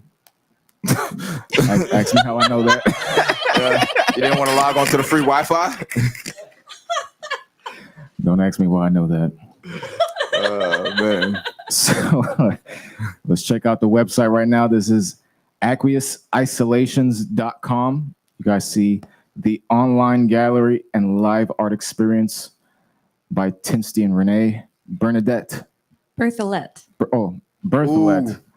Why did I say Bernadette? I wasn't even looking at the You screen. just It's close. did a quick look. Right syllables. So all of these paintings are literally the ones that you have on the wall. They are. Yes. The backgrounds here. Yeah. Yeah, and if you scroll back up to the the list of paintings just beneath that header, or there, you can go to the individual painting pages and See there's some- Nicolas Cage's face Yeah. much larger. and there's See the some Nick Cage face. some detail galleries. These are some pretty strong photos. You could see like the You stitching can in the see the canvas. stitching on. Like I'm looking at that now, man. So these are for sale right now. Absolutely. Yep. There's an inquiries page where all the prices are listed. You don't have to go to that right now. It has information about purchasing in terms of, how to get in contact with us, how to get in contact with First Live if you wanted to make an appointment to come and see them in person. And all So the this is info another on- set right here. That's those right there. Yep, that's the Ah, the triptych. I didn't even realize those were there. I don't know if those were there last week. I feel like those were there last week, or they were like spread around. But I feel like I saw those last week. But I was stuck on the Nick Cage face thing. Yeah, I'm gonna throw It that. just drew you We was in. talking about that for the next few days after that, actually. It's gonna. I'm pretty sure if we put the meme out, it'll be just blue and black, or what was it, white and gold? You guys see it right there, Kinetic Benthos series. Ooh. Mhm. Said that right. Yeah, and that one's all about sort of like the stratified layers of the ocean, and it takes a lot of color inspiration from like the coral that you showed me. Yeah, we were looking at like coral images, like coral, like just before it dies, it like actually goes fluorescent as like a distress signal to like tell, like basically they're looking like from the oceans, you can see like when it's about to die, it'll go all these fluorescent like purples and yellows. And so like we were just drawing like inspiration from that as like a distress signal, you know. This was right It's when extraordinarily COVID, vibrant. like just happened, and we're Man. like, this is a distress signal. I mean, This is, even like- what they saying, like a lot of like a few years ago, there's a big like die off, like a reef died off somewhere. Yeah. There's a big, like they said, it was really bad. It wasn't the Great Barrier. Was it the Barrier Reef? The Barrier Reef had like a lot. There's a really amazing film actually called Chasing Coral that goes through that, and they were filming it as it was happening. Like and just to see like the 24 hours in which it was literally happening, and you can see them going from being fluorescent to being bleached out white. It's Wow. really amazing. Yeah. I don't know why I know this. Well, I know why I know this, but I don't know why I'm gonna say this. I've been watching Moana a lot. I mean, my daughter, she's you have a 2 years old, almost 2-year-old child. so I watch it every day. But I watch it. Like I sit down and I watch it. I love that movie. He also and- loves Dwayne The Rock Johnson. I do. In one of the scenes, Moana, she's like fighting a crab with Maui, and she tricks them into, well, she tricks the crab into thinking that he stole the heart of Tafiti, which is what she was trying to restore to, give the island life and all that shit. It's a beautiful movie. But she ended up, what she did was she took a stone and she wrapped it in some coral that was fluorescent, and it made it look like that was the heart. And he went chasing, and I was like, oh shit, I didn't know this shit was like fluorescent like that.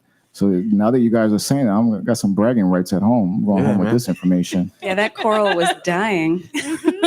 That's crazy shit. Isn't it like she's trying to save the ocean or something in that movie? Her island is dying because essentially Maui, which is a demigod played by The Rock, he stole the heart of Tafiti, and Tafiti is the land. So the land starts dying, and everything, like the fish start dying, everything's dying. So they basically found an island that was just sheltered away from everything, and they tried to live there, but the destruction is reaching the island now. And Moana has to, betray her father's trust and go sailing across the ocean to restore the heart. It's a beautiful movie. I just Have gave to you all check the it out, spoilers. I mean, that'll probably be Disney's next Broadway adventure. Ever since I got Disney Plus, I love it. Did you watch Hamilton yet? No, I haven't watched it either. I'm gonna watch it probably next week. no, I haven't. I'm telling you, I watch Moana 3 times a day. That and I swatched some of the fabric on Hamilton. Like we're saying, like most of our friends are all posting. It's like all the people that worked on Hamilton don't have jobs right now, Yeah. And so it's like just an awareness of like, everyone's watching this, but get back to the arts, Yeah. was that the play that Anthony was in? Yeah, our Anthony buddy we grew Ramos? up with on our block, Anthony Ramos, was in the original Broadway cast. Oh, no That's way. awesome. Yeah. Grew up when playing baseball. We grew up with him like in the sandbox. Like it's insane. He literally lived in the next building. Yeah, building over. And he went on. He did Spike Lee's. Yeah, he did. Not I'm about to say Do the Right Thing. She's Got to Have It. Nice. He's been in a few things. He was in that movie. It was an That's my independent movie. White Girl. I saw him do a vodka commercial with his mom, Not Crown Royal. Crown Royal. I was like, yo, that's So pretty. Mildred in the Crown Royal commercial. It's amazing. Let me ask you guys a question, because my wife is a painter as well. And one of the things that I had tried doing when generating income with her work, 'cause we just have all these canvases lying around, is renting this stuff out to like hotels and in big spaces. Did you guys ever consider that? I had never actually thought of that. That's brilliant. You got a series here, a hotel, put the whole series up, pay you a few $1,000s a month, especially if it's high end. That way you still own the painting, you collecting residual income. You It's growing your interesting. name. I've never thought of that before, but Cool. I didn't know you Love could to rent chat them. I with your thought you had to wife. sell it. Nah, you could rent them. I wonder though, does the work have to be like sort of vanilla, to appeal to a hotel? Not at all, because you got so many different hotels just in this city. Every hotel I go to is different. So you find a hotel that at least has a similar complementary color theme, they'll eat that shit up. Interesting. Cool, yeah. And Thank you you. insure it.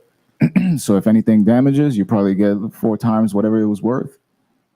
Nice. This is the way right here, man. Cool. Residual income. There you go, man. I never knew you could rent them out. I always knew you could sell paintings. I never knew you could rent them out. Man, you could rent them shits.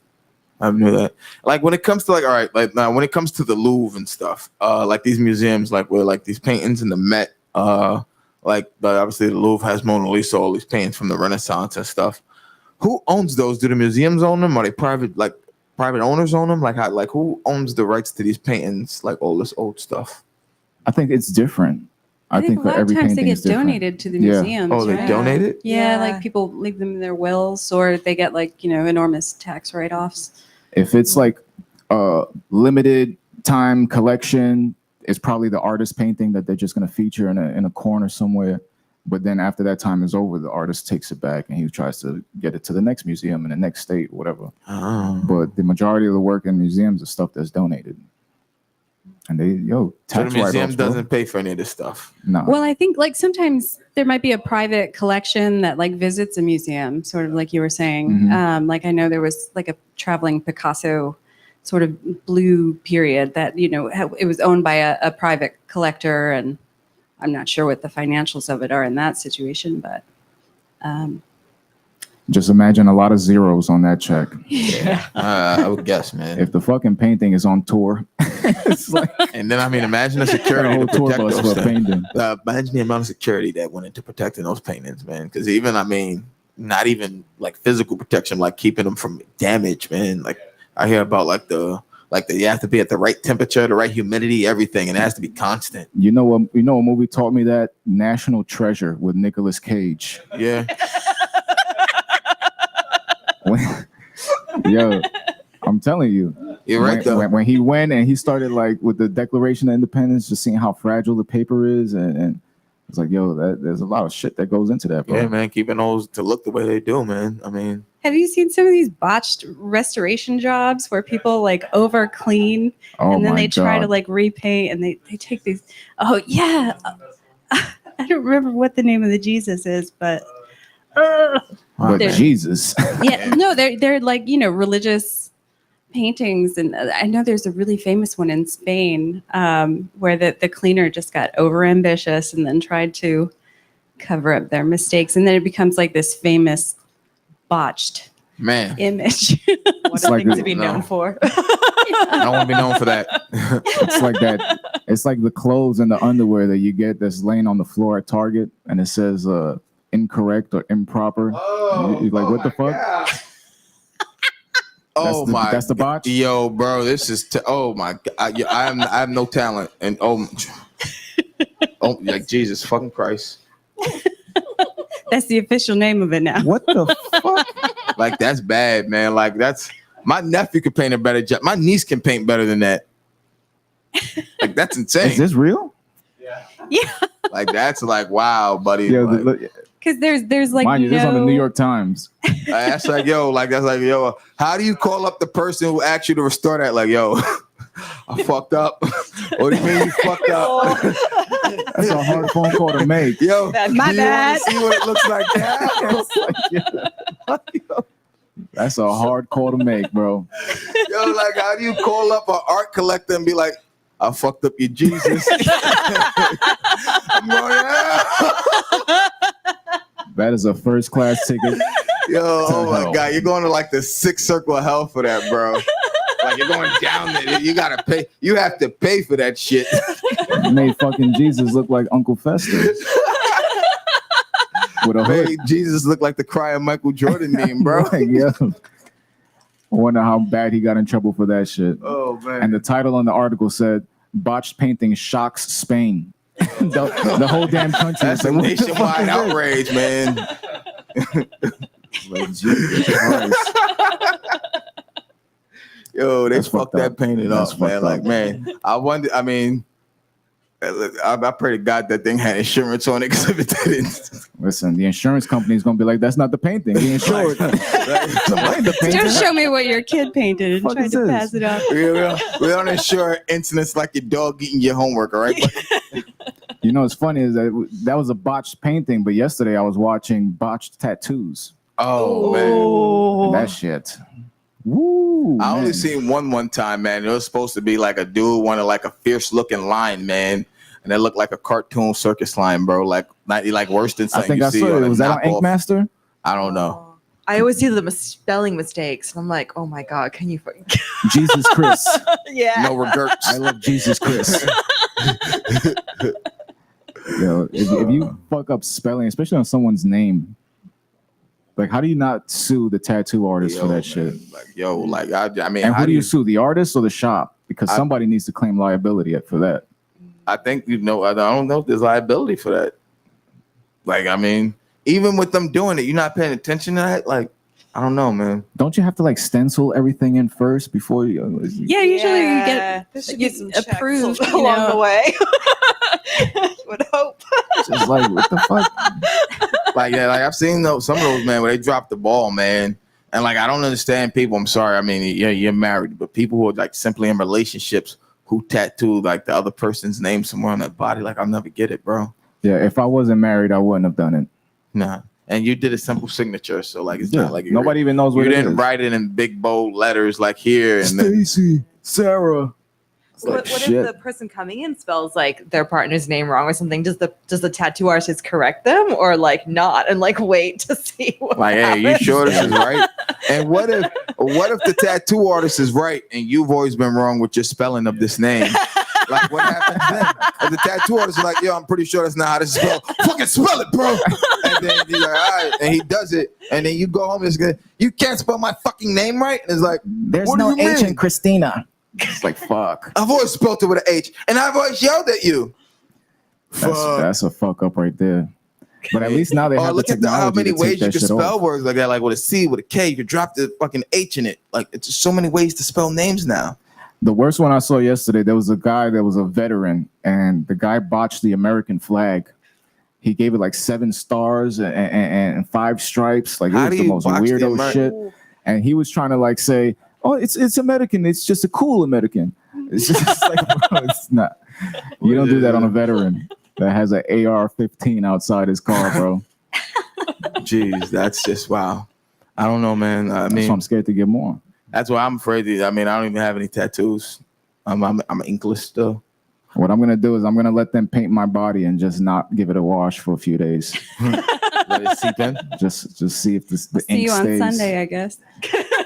Tell you, I'm gonna walk in here like a mummy, sleeve. wrapped in plastic. Get the whole sleeve and just let it keep it wrapped in the cellophane like it's supposed to. You get that. So social media, where do people go to see your stuff? Well, I'm not big on social media, but I do have an Instagram. It's Nene Skittles with a Z. Nene Skittles. Mhm. With a Z. Yep. And them things I never said to you. Yeah. Yeah, on the Insta. Yeah, give us a little background about that. How do you come up with that? Oh, yeah. So I like started a blog like 10 years ago, and it was just like me going to like exhibitions and just things I found that were like inspiring me. Like it started mostly about like text art actually. And then I got into collage art. So just like any artist that like inspired me, I started writing about them. And then like as like I started making art, I'd like put it on there just like for people that were like finding exhibitions to kind of comment and see. And so it kind of just like organically evolved into me putting my own artwork on there.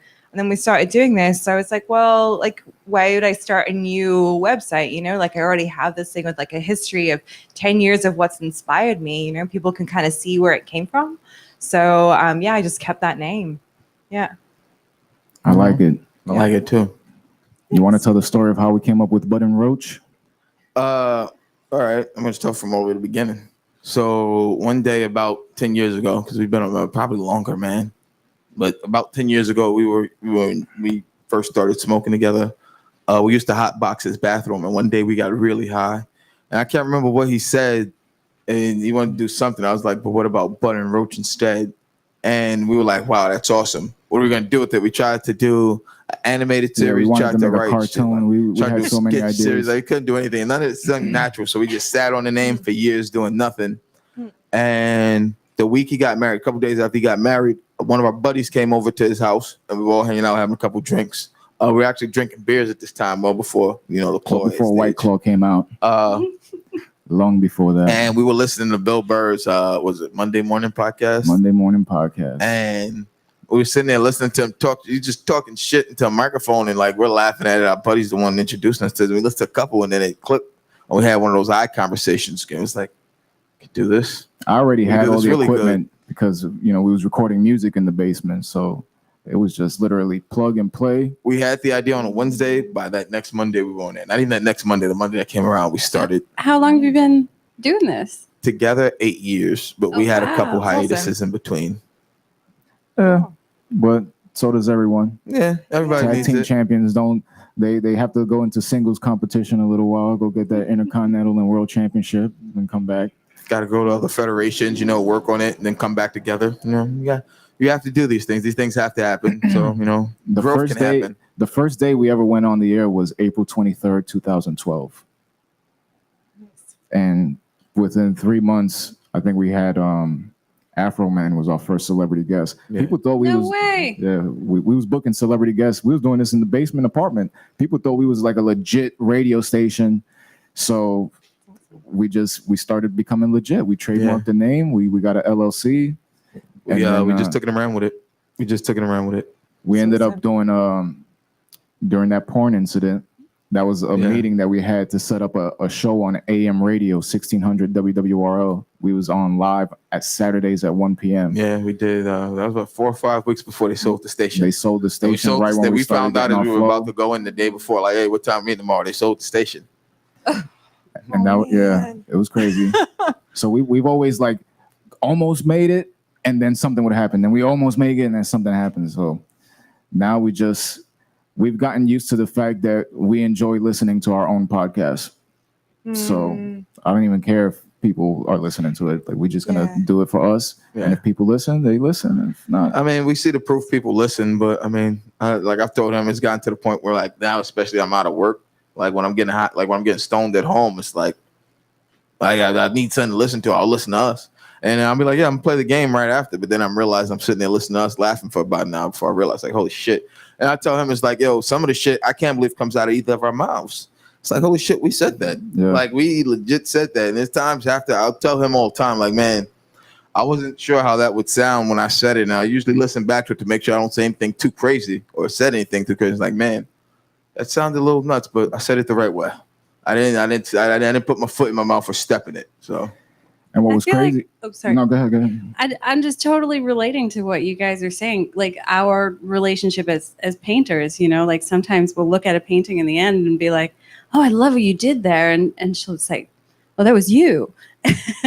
So it's like, I didn't know what I was saying, but it looks great.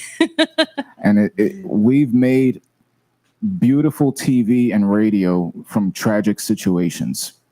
Like, there was even one episode where we secured our first Reverb Nation campaign. So all day I'm clicking refresh, and we went from like 50 friends on Facebook to like 3,000. And we had, right before that, we had to go out of our way to find guests to bring on the show. And then through Reverb Nation, we got about like 12,000 applications of people, artists that wanted to be featured on the show. So we opened up that show. That this time we was doing 3 hours live Monday nights at 8 p.m. When we opened that show, it was like Ric Flair with the drip. We was drinking, popping bottles, talking shit, like, yo, this shit. We forgot to patch in the audio for the guests. Yeah. So Meltdown. So after we did this huge celebration, I'm playing Drake's music to take a shot for me, and everybody's celebrating.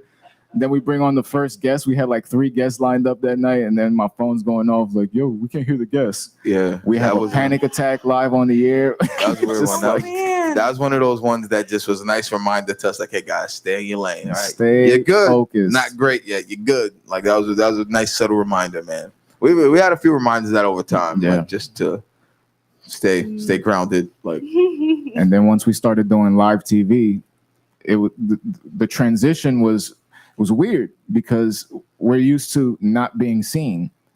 So we was just doing this at home. Like, now people know we're at home. Yeah. Now people know. Yeah. So it kind of worked against us, but at the same time, it taught us everything we needed to know about TV so that we can actually do stuff like this now. So You're like totally set up for like COVID. Like everybody's like seeing into each other's houses and like not realizing it. Absolutely. Yeah, we were a bit ahead of the curve, man.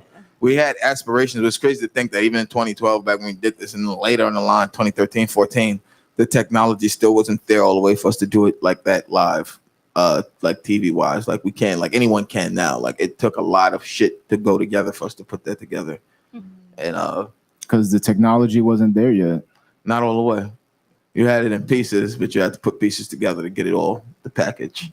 And that's what I think is so amazing about our personal journey is the fact that we started this during a time where we had to really go out of our way to do simple things. And now we have access to all of this fucking technology that's just sitting there. Apps on your phone that could do anything. That can do any and everything you need to do, man. Yeah. Like some things where we had to have apps going together where now you just get it simply on your phone, man. And I mean, even now, like, essentially you think back to when we grew up, man, how hard it was for us. We came up on 56K dial-up speed internet modem. Like that sound You on the remember that internet. AOL? I feel like And if you can logging do it into AOL? DIY, like do it yourself when like nothing is easily available, you can do anything. You know, you've got that training from like just trying to be able to figure it out.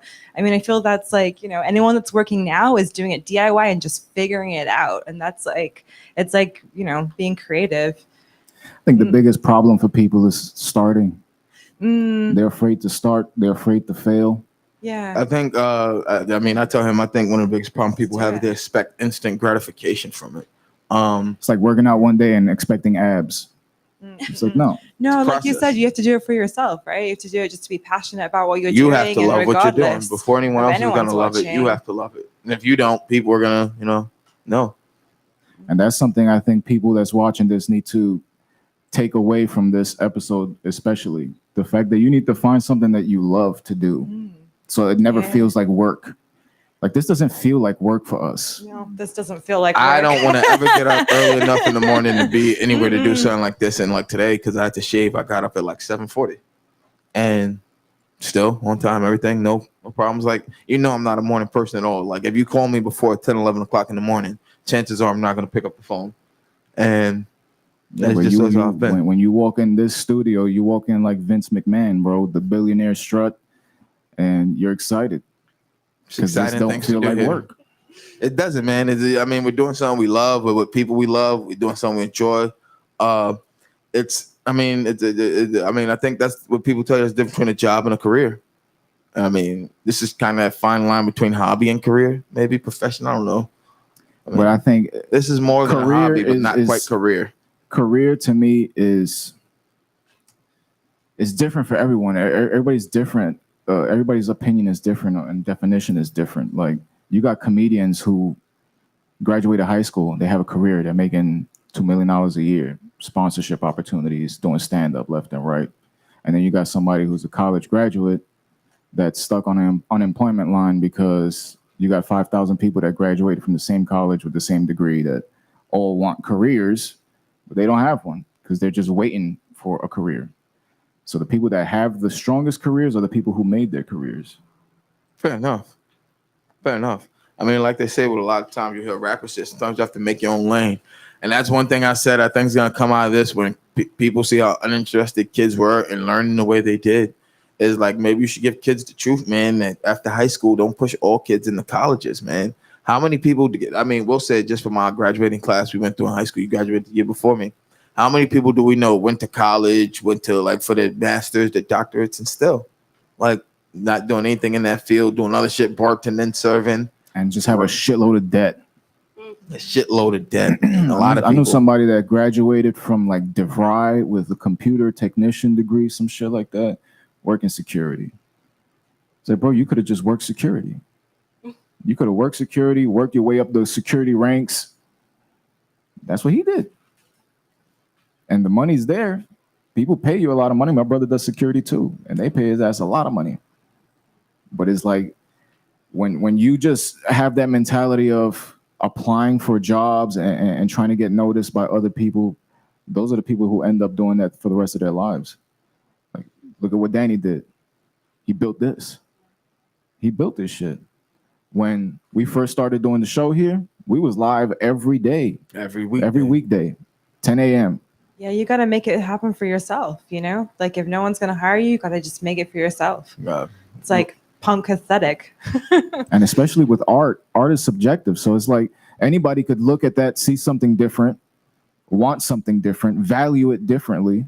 But once you find the right buyer, the right renter, whatever you decide to do with that piece, they're going to immortalize it. People are going to take pictures in front of it. It's like a step and repeat. It's a point of interest in any hotel. It's a point of interest in any gallery. And that's creating Or value home. from thin air. That's really what it is. It's the business of creating value from thin air. That's what a song is. That's what a podcast is. That's what a painting is. Like we brag about the fact that we never prepare for shows. We never, like, I'll come in here, I'm outside smoking a cigarette. I won't even talk to him. Once we go live on the air, there's no pre-discussions. There's no, we're going to talk about this. We're going to do this, that, and third. It's just, we're live. Ball starts rolling. What happened last week when we went live? Danny came out and he gave us a hug. Like, you guys are just natural, man. It was just, when we start, once we're on. Like, how many times have I told you, like, friends, family that have called me up that have seen, like, the YouTube videos that have listened on Spotify, and they're like, yo, when you guys are going, man, like, you guys are just, you're talking, like, that's the thing, too. We say we're just talking shit. And people say it's fucking talking shit. We don't mean it like that, but kind of like that. But, like, it's doing our thing. Like, we're just two guys shooting shit who've known each other their entire lives. And the banter goes back and forth really good, and it works. And once you find synergy with somebody, as you guys have, then I'm just expecting to see more and more collections. So when's the next one? Well, in terms of painting series, I'm not sure, but I did want to mention these postcards that Claire made. I think it's a pretty amazing project that she's dropped off here at First Live. I wanted to do something like just to shout out a little bit to like everything that's going on right now. Breonna Taylor, it's been, I believe, like 114 days possibly, and like nothing's happened. So because she was in science, and I feel like women in science are really important, I found these women in science postcards, which I have pre-addressed to the governor, the attorney general, the Louisville Police Department, and the FBI in Louisville, so that if anyone wants to just like easily like write to Louisville and let them know that this is not okay, and this is the time to do it, just to like make it really easy for people. I feel like it's like, if you can just have it so it's like one step for someone to do, you know, like it's all about little tiny steps. So just wanted to like get that ball rolling. And actually I saw Daisy Skelton on First Live the other night, and she had a t-shirt that just had the numbers of the Louisville Police Department. And I was like, just like inspired. I was like, you know, like that's one easy little thing for people to do. And like, if we can just keep that ball rolling while we like have this attention, you know, we need to like just make sure people like care, you know? Yeah, I feel like you mentioned, you know, being creative and turning that into value and sort of speaking to the monetary sense of it. But I think, you know, there's also the side of creativity that generates value and societal change, you know, bringing awareness and helping people get active. A friend of mine just posted recently, like, it's a job of the artist to inspire the revolution, which I like really loved. Mm-hmm. I was like, okay, yes, I can get behind that. You know, it's funny. There was an article that came out recently where people are upset that Rage Against the Machine is political. Like, who didn't know? Are you kidding me? I mean, I tell you, You didn't hear about that? What are they raging against? And Tom Morello tweets at the person. He's like, "What machine do you think we were raging against this whole time?" Like the fact that people don't know these things is one of the things that, I mean, to me, I find that mind-boggling. I didn't really listen to Rage Against the Machine, and I knew what it was about. Like, I only knew Rage Against the Machine because of you, and even I knew what that was about. I'm like, They're bro, angry about something. like, it's literally the ending songs to every Matrix movie. Yeah, even Green Day, American Idiot, is a protest It's album. like, my God, bro. Oh, of course, it's the new people. What is it? Is Generation Z? Is that what are you calling these kids? I don't know. The iPhone generation? They're not millennials. We're millennials. We're millennials. We're the last Are of the they millennials. Zennials? I think Is that they're right? Zennials. Yeah, maybe Zennials? I don't know. Generation Z. I don't know what they are. They're a bunch of zombies is what they I'm are. still. I'm still. Here's the thing. I don't believe you can go from the Tide Pod shit and some of the other dumb shit they do, these stupid these challenges, TikTok jumping out of challenges. cars, lighting their arms on fire, to being this politically awake and everything. Like, I love where your minds are, young people of this country, but I still need to see more before I feel like giving you the keys to our society to drive this car. I think we're about to get the keys. I think we're about to get the keys. Like I want to say that, but still, there's still. I say you look across the country. I've been telling people honestly too. You have to look at people who weren't allowed to vote 2016, who now are voting age, man. And there are a lot of young males, and I'll say young males from Midwestern and Southern states that are gonna look at what's happened in the last 4 years and still believe in the old boys club. And it's gonna. I believe that. I hope not. With everything on the streets right now, I really hope that that's changing. That's not acceptable to be part of that old boys club anymore. I think they're seeing that, but I think that's why you're seeing such a pushback against this because they know it's gonna die. Because you should think these people. You would think these people would know better. It's a death rattle. So with your face exposed, be saying the dumb shit they're saying. You're a cop, you're a court officer, you're a firefighter, you're a lawyer. You have jobs. You don't think people are gonna like this thing that is out in these people. And the thing these people still say, know that we all have to vote to make sure they do not have a say in this next election. We got to be prepared for that. I believe like states like here is why I told one of our buddies is why I told him, I'm not gonna jump down your throat about this one because you live in New York State. I don't consider New York State a swing state. I vote, but I knew Hillary was gonna run away with New York State. I think Joe Biden's gonna run away, or whoever the presumptive Democratic nominee is will run away with New York State.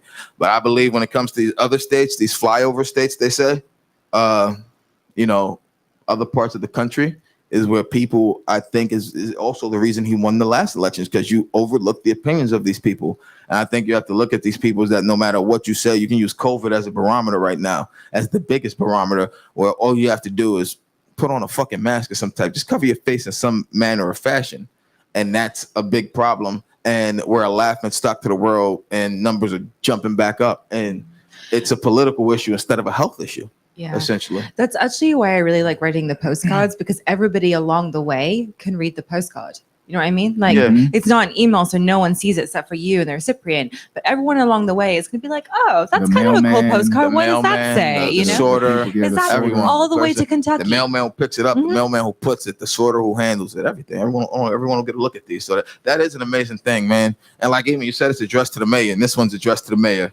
Mayor Greg Fisher, 527 West Jefferson Street, 4th floor, Louisville, Kentucky, 40202. Let's go. I'll call an Uber. Road trip. Might be a few grand, but let's see how this goes. That's usually how athletes do it when they get traded in the middle of the night or something as such. I think something else important for those flyover states, so to speak, like Michigan, Arizona, Florida. There's so many, the Carolinas, is to write your senators to support the HEROES Act, because we're just about to run out of our enhanced unemployment, and so many people in the arts are about to hit some really hard financial times. We're not going back to work, so that's something I'm trying to advocate for, is to have people write to their senators, like you said, outside of New York. It's really important to get politically engaged. And this is, I mean, I tell him all the time as well. Even voting in local elections matters the most. That's one of the big things. Like if you notice right here, this vote. That was one of the big things with Danny when we came over here. We cut the wood, literally. You guys made that. Awesome. Yeah, we were like admiring it the first time we came into the space. That was our second project here. Yeah. I say we did the wall, and then next day we came back and we did this. Let's get a shot of that. See if we can get a shot. Like he's about to tip himself into the wall. Yeah. It's good. That's a tough shot. Yeah. But we say like voting in local elections why it matters. A lot of people don't know and don't. They think every change like has to come from a federal level in this country, and that's not where it comes from. Even I try to explain that to people. The problems that affect your community are local elections. That's why you need to pay attention to them. Absolutely. And a lot of people, I tell that all the time, man. I mean, I know they still don't listen, but I'm hoping that with everything that's going on these last few weeks, the last few months, since Memorial Day, what's happened opens people's eyes, man, and you realize, you don't just vote every 42 years; it's every year. And there's things. I mean, even when it's not like voting for officials, voting for bills, amendments to stuff, it matters. What's funny is that when we did our first run with Good Morning Bushwick, we ended up bringing on the assemblywoman that takes care of our neighborhood, Maritza Davila. And her office is literally right up the block. After we had her on, I ended up having to go to her office to get my mom's heat turned on because it was like dead winter and it was just a fucking icebox in there. And she actually got it done. She, like I'll say, when it comes to Maritza Davila, like one of the hardest workers I think in politics around this area. Someone who, for me, I mean, I know them because I've had to go there for the same issues, other issues we've had. Even when your mom lived next door to me, and when you told me, yo, my mom said she's been calling, I was like, yo, just let's stop over there on the way back and tell Maritza and Paul what's up. Maritza Davila and Paul runs her staff over there and runs the office, and like it was like no man. Like I remember when I told you when our fridge was busted. And like we were going back and forth with them, and like it's like yo, like we just had to toss out all the food. Like it's like a freezer, and it shouldn't turn off. A freezer should like go into like defrost mode. It's a fucking freezer. Like it makes no sense that you're telling us that. And I remember when she called them, she's like, no, it's not gonna be we'll see. She's like, I'm gonna call you back at this time, and I expect it to be done. And she told him like 2-3 o'clock, man, yo, they were knocking on our door, bringing a brand new refrigerator at like 1:30. Like I mean, like this is like a 2-man job. They're like 4 or 5 people making sure this shit got done right. That's the power of local politics, especially in neighborhoods like this. Like she said, yo, if I have to, we will have. Because we don't really do town hall meetings here. They do sometimes, but they're not publicized that good, and people don't really pay attention. They used to do them at the community center across the street from the crib. Yeah, but that was just for the us. Shit for us going on affecting us. Like they don't do too many big community board meetings. Like the shit affecting the neighborhood. I feel like the last one I even saw anything for was with the way they changed the bus routes up in Ridgewood with like the 58 now making that crazy. All those buses coming down that narrow ass street up the block from Bushwick. That little Ridgewood place that's called that little narrow ass street. That's the last time I feel like I saw anything for a community board meeting around here. And obviously people didn't go because I don't think that's safe at all having that many buses on that narrow street, and that's a residential area. No. But that just shows people don't pay attention. But it's been another fantastic episode. We got about 5 minutes left. I want to take this time. I didn't realize we went that long. To do any final plugs. I want to give you guys the stage real quick. Just remind everybody about Sunday. Yeah, Sunday at 30days2rock.us, 7 o'clock. We will be having our live performance with DJ Chef Kissy Fingers, and we'll be painting each other.